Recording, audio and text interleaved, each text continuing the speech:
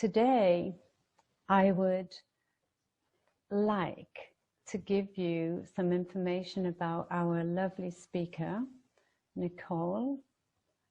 And Nicole Fischer and I have known each other for several years, and more recently, last year, she interviewed me on her Reinventionist Lounge for successful women, and about my book Lady X and about my life journey. So I was very honored and blessed to have a personal interview with Nicole.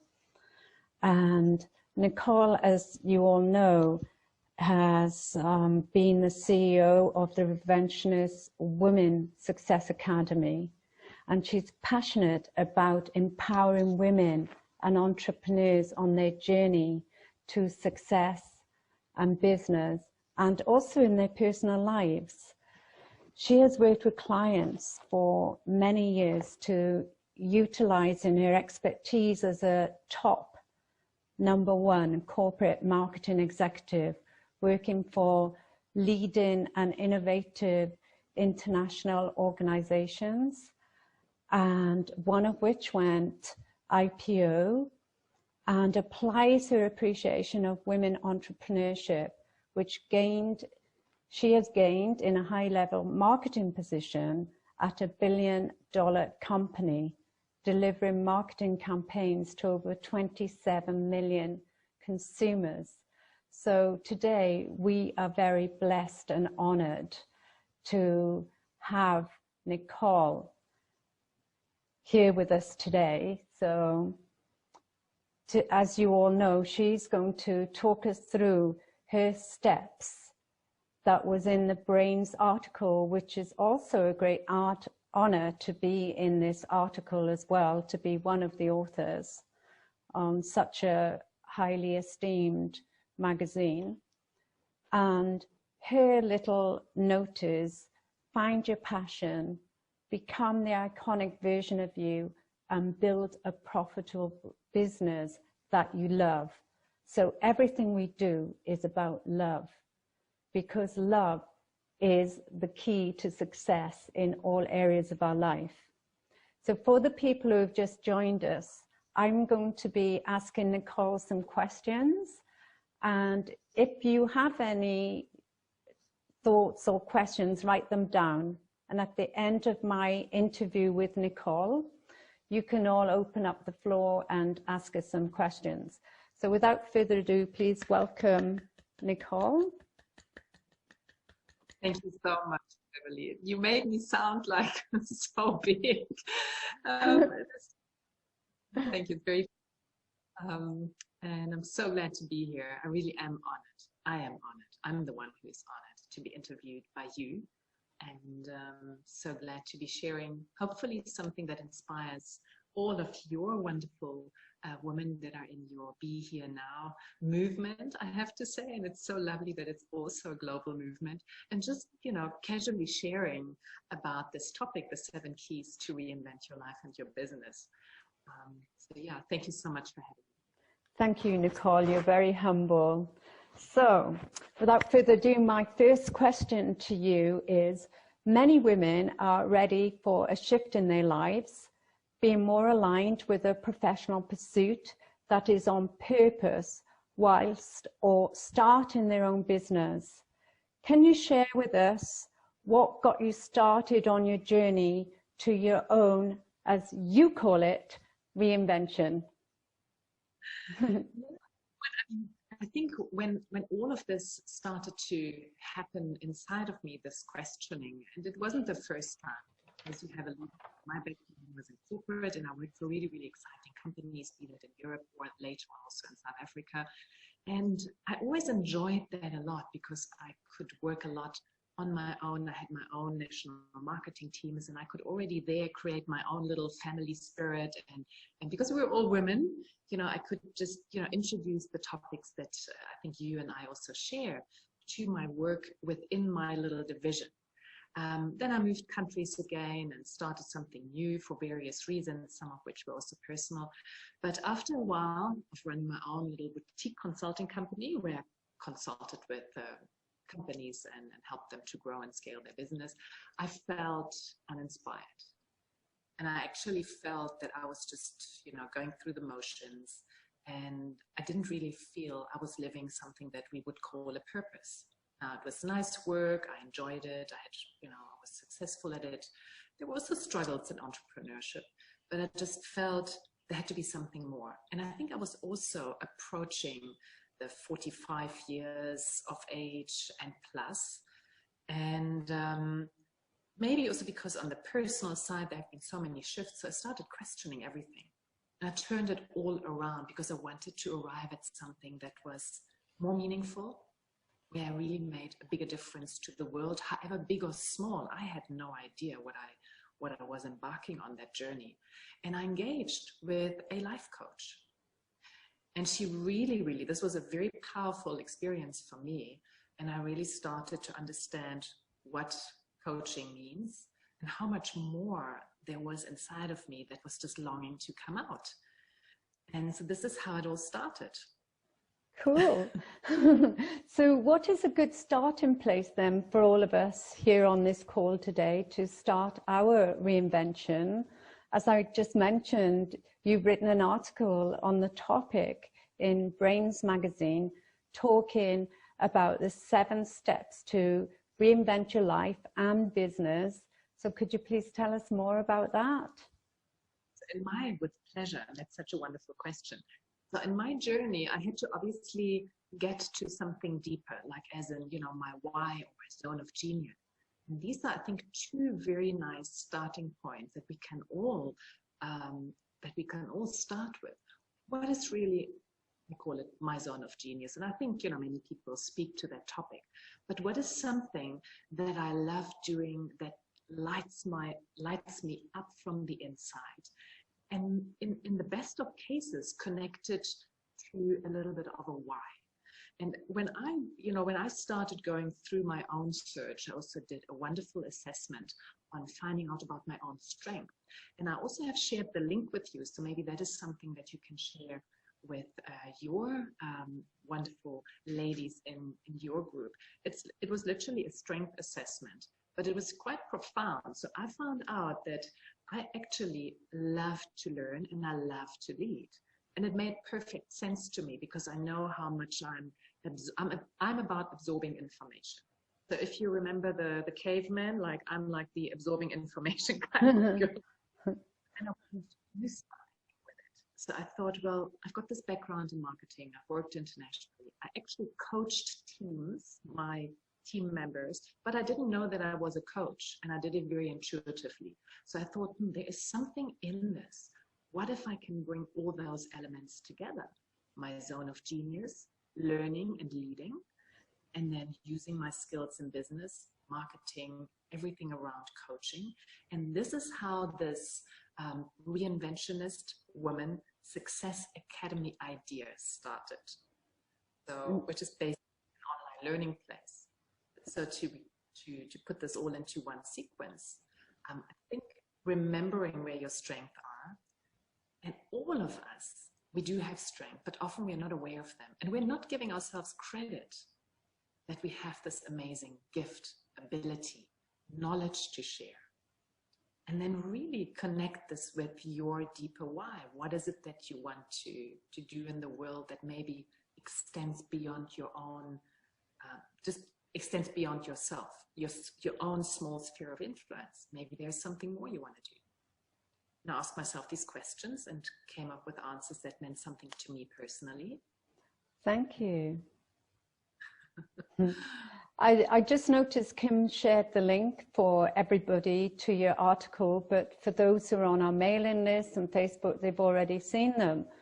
Would you be able to go through the steps that you've mentioned in the article? Yes, we can do that. I actually need to pull it up myself now because I don't have the sequence right in front of me. It doesn't have to be in the sequence. I know you know your stuff, so you can just ad-lib it if you want. So, I mean, it was basically really just reconnecting with my zone of genius and finding out my why.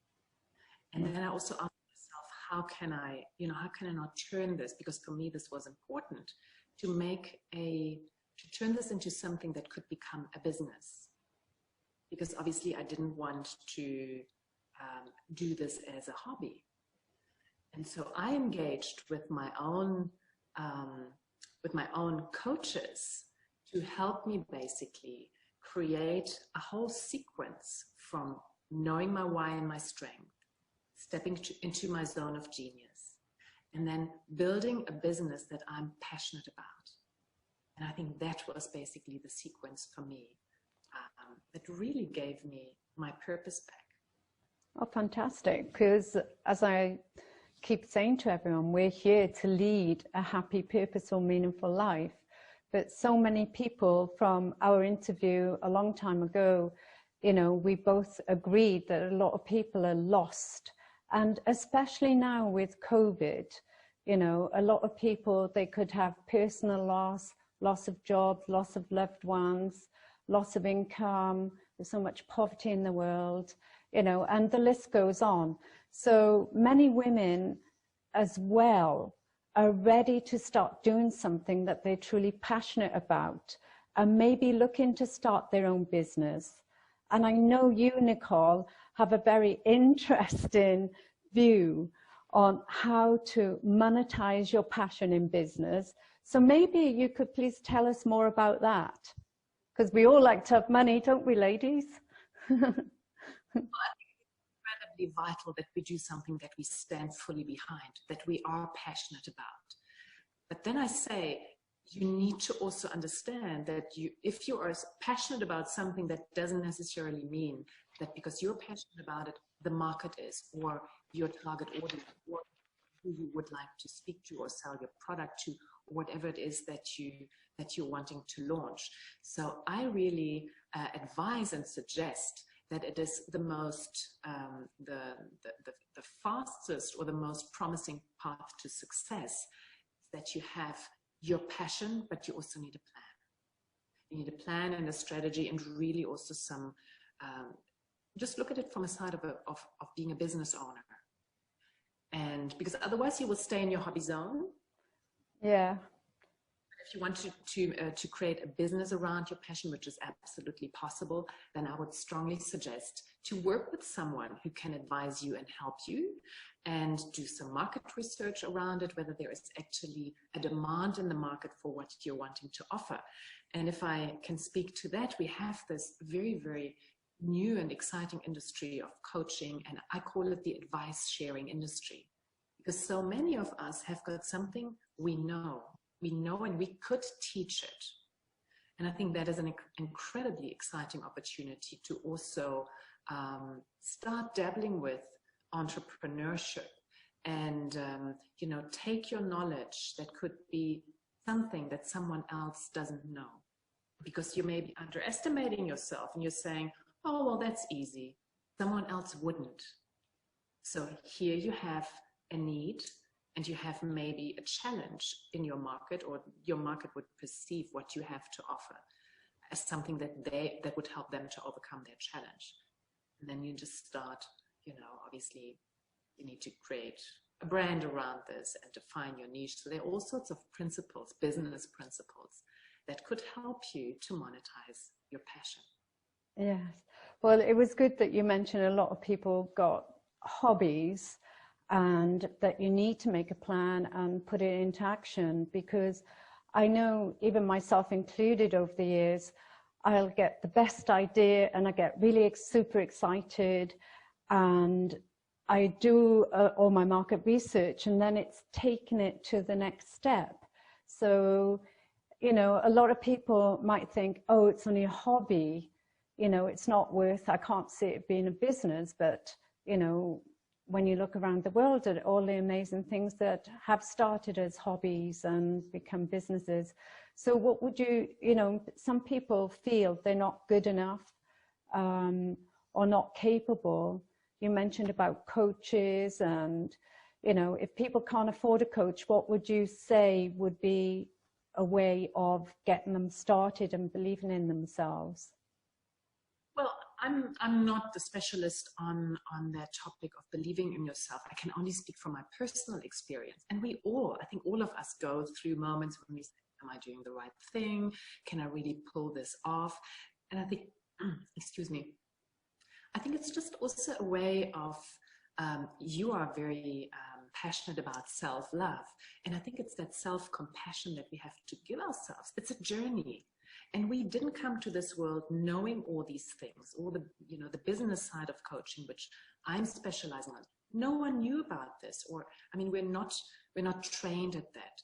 So take it step by step, explore, and I would be glad to share another resource with those of you who want to maybe dabble into, you know, something like that, as in, you know, sharing, you know, starting an advice sharing business.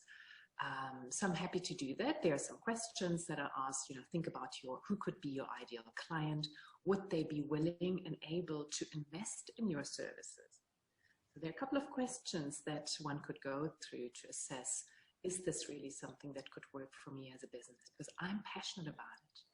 Can I monetize it? And you have to ask yourself some questions.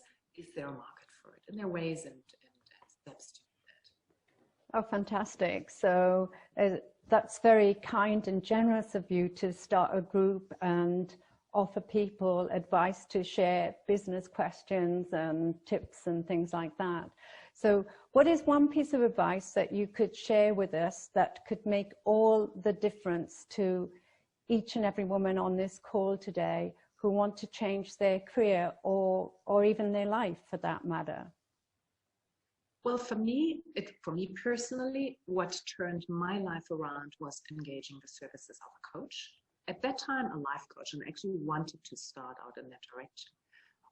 So that is, get yourself support. If you can't work with a coach, or you don't want to, maybe also just create a support system around you, because I think we are a reflection of the 5 people that we spend most time with. I think that could be a good starting point. I think doing the strength assessment is wonderful. It really reminds you of your talents. And maybe from there, you have some wonderful ideas that you could start exploring. And the world really needs everything in the area of, you know, health advice, and also wellness and life coaches, because I think so many people are asking themselves deeper questions, like the ones that you are asking, so, or that you are, you know, sharing in your community. So I think the world goes a little bit deeper these days. The surface noise is hopefully dying down, and people are wanting to go back to their core beliefs, their core values. And I find that that is a good starting point. Great. I know, because as I mentioned earlier, lots of people have lost their jobs, or maybe that job won't exist anymore. So now I personally believe it's time for people to look within, and instead of doing jobs that their parents or their partners or their peer group suggested for them, that now is the opportunity that they can look within and truly follow their passion. Like you said, a hobby, whatever you're passionate about, you can make it into a business. So I think, you know, that's a really good place to start. Look at your passion. And I know, Nicole, that you have some mindsets tools that you use as well. And what is it, what's one, for example, that really stands out for you? And would you mind sharing it with us, please? I mean, absolutely. I think we alluded to this earlier. We probably touched on this. And one that is very close to your heart as well is also to love and being patient with ourselves, you know? Yeah. I think around that, I know you are always coining this question, what would you do if you were totally in love with yourself? Or I hope I worded it correctly. That is certainly something that I also had to remind myself, starting from that compassion with yourself, being patient, doing things step by step, and also one, if I may add that one, you know, celebrate progress. Just celebrate progress. Well, today you did this little step. That's great. Just celebrate yourself for that. Because I think, I mean, in corporate, sometimes it can be a high pressure environment. In my case, it wasn't that high pressure, but I know that this can really often crush us. So, because you always have to deliver. No, celebrate your progress every day. Celebrate your progress. And that means you can celebrate more and more and more, because you're not only celebrating achievement, which is wonderful. But I think we need to be a whole lot more gentler with ourselves. And out of a sudden, you breathe, it opens up, your mind clears, and you're getting the ideas. And yeah, then obviously making a proper plan so that you know that you move from hobby to a proper business. Yeah, and I know you're going to gift everyone on the call your planner that you designed yourself. Do you want to talk us through that, what you've got on your planner, and what gave you the idea to make it? Yes, oh, that's lovely. I thought I needed a planner for myself. And I wanted to create one actually also for the online academy, the Reinventionist Woman Success Academy, but it's a project that I need to do some other time because we're so busy at the moment. So I just said, well, what are the elements that, you know, that are important to me? It obviously relates to business. So I have my goals and my intentions on this calendar, but I also have, like, you know, have I done my daily exercise? But I don't want this to be another to-do. So whatever, it can also be, you know, my spiritual exercise, my meditation, or just my gentle stretching. So my water intake, you know, some health aspects. And I'm combining goals with changing or modifying habits. So what are some healthy habits that I could slowly introduce into my life? And when you open it, I mean, it's nothing complicated. I did it for fun, but I think lovely structure for a day. And if you don't tick off all the boxes, that's also fine. But slowly, slowly, it can give your day some structure. Because if we're just, you know, floating around and we're not having our days being a little bit structured without them stifling us, then I think we can get a whole lot more done. Fantastic. My approach. I hope this works for you ladies as well. So check it out and see if you like it, and modify it as you please. Yeah. Can you tell us a bit about your background? Like, how did you start originally? Like, when you went to school and uni, and what gave you the idea to go in the corporate world? And maybe a little example of what a day in the life of Nicole was as the busy billionaire company exec. Well, look, it was actually, I'm very much a self-made woman.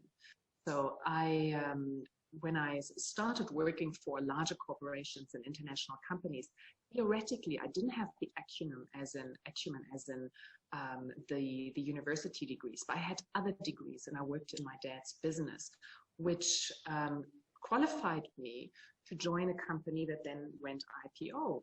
And I was head of their European business development department at age 28. So the company, they went public. And I literally, they wanted my mindset, because that was the time when e-commerce started.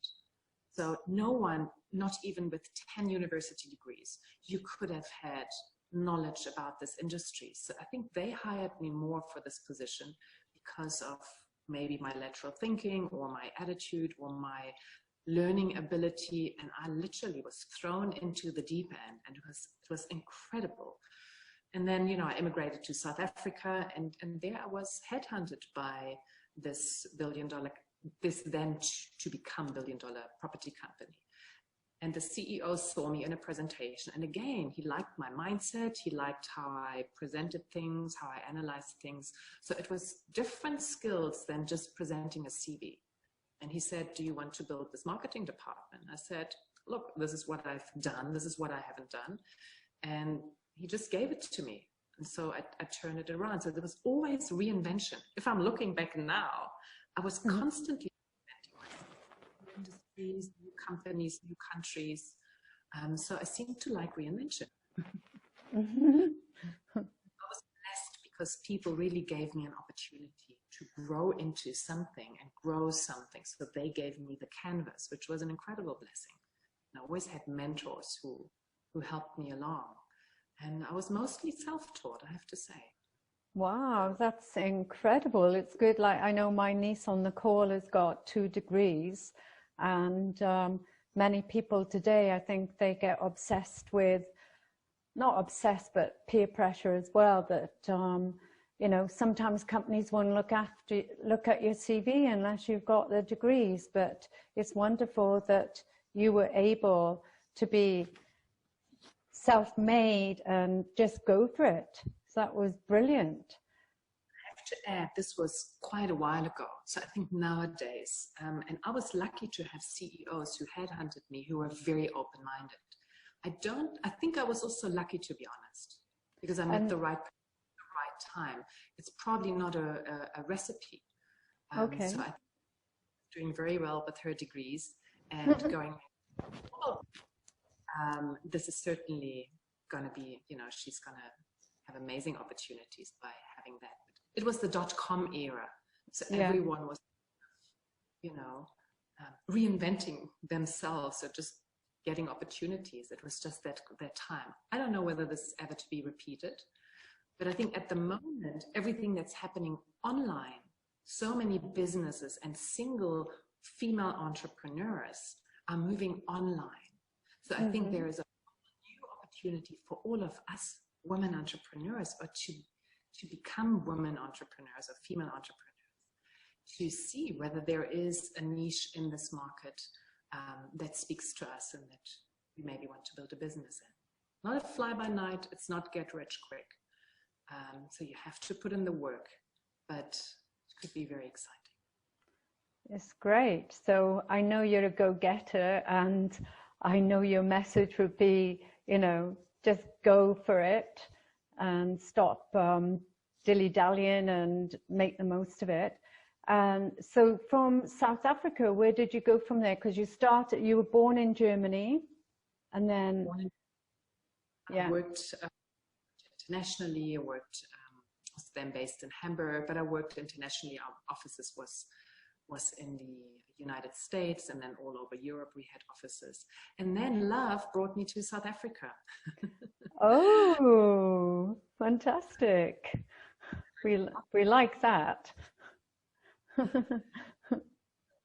There were lots of chapters in between, but then, you know, I lived in Italy, I worked in Dubai, so there was a lot of mixing and matching and traveling around the world, which wasn't always easy. I mean, you know, it's not like this was always like a smooth cruise, not at all. But this is just how we learn and how we grow, how we get groomed, that is within all of us, this iconic version.